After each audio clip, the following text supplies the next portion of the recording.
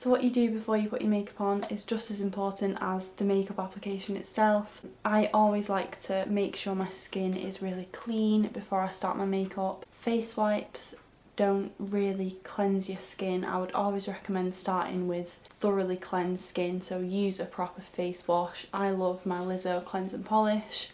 Always moisturise, even if you have oily skin, just a little light layer of moisturiser just helps your foundation glide on so much easier. My number one favourite is the Clinique Dramatically Different Moisturising Lotion Plus. This is really nice and light. You don't want anything too heavy and greasy because it might cause your makeup to kind of slide off. So I love that one.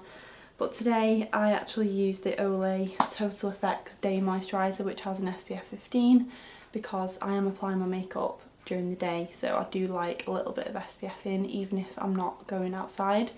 So that's what I've applied today, and I always like to let it sit for as long as possible basically until I can actually do my makeup. I usually shower, apply my moisturiser and then go and have my breakfast before doing my makeup for the day, so allow the product to sink in well and won't cause that kind of too much of a greasy slip when you're just going straight in with your foundation. Another point as well, I almost forgot, if you're going to be wearing lipstick, or even if you're not, lip balm is always a good step to add in here, because that can sink in whilst you're doing your makeup, and then when you come to do your lipstick or lip gloss or whatever, it will go on so much better and it won't cling to dry patches.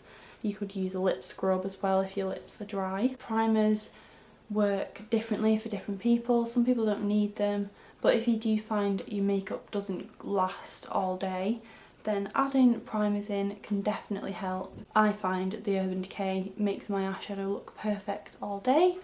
And in terms of face primers, most days I don't really wear them, but if I'm going out I usually do.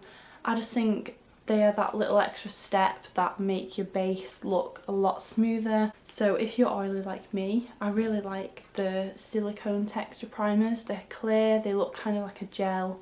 Smashbox is probably one of the most loved by beauty bloggers. I've not actually tried that one yet, I really want to. But the one I like to use for that is the Prime Time from bareMinerals. This is really nice.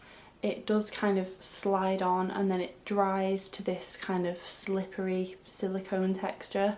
So it really helps with kind of enlarged pores and oiliness. The Clinique Super Primer is another one I really like. This one does feel more like a moisturiser when it goes on, but it does help just keep your base really smooth and helps your foundation blend really nicely. And I will show you now how I like to apply this.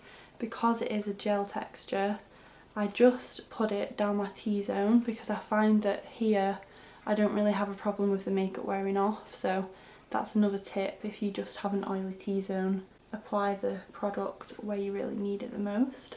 And again, like your moisturiser, you want to make sure this has sunken in a little bit before you apply any more product over the top. You'll also find with these types of primers that because they are silicone based, they are very mattifying, so they're really going to help balance the oil production during the day. Great for this time of year if you have oily skin. They will make your makeup that bit more kind of sweat proof throughout the day. I really hope you found this video helpful. If you did, give it a thumbs up and subscribe, because part 2 will be coming in a couple of weeks, and that will be all about how to colour match your foundation.